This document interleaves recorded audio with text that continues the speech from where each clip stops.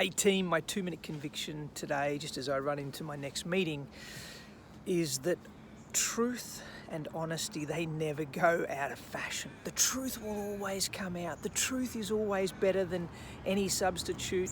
And whilst it's challenging and confronting, and we need to be wise in how we live our lives authentically and vulnerable with each other, honestly, we have to live with authenticity.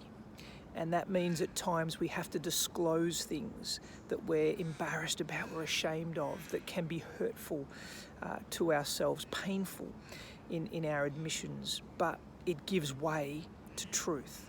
And there's no substitute for truth. I've just been reminded again this week of the incredible importance of making sure our spoken and our written word and how we live is congruent.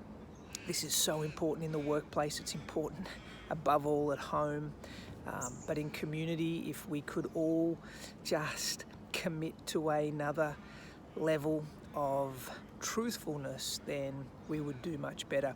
Exaggeration is a form of lying.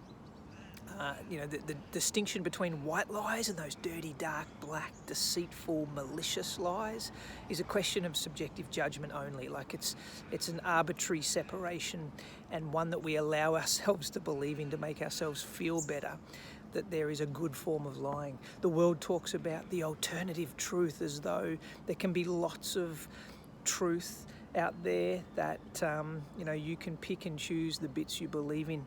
Guys, I'm coming back to this fundamental conviction. Truth is truth. Honesty is the best policy.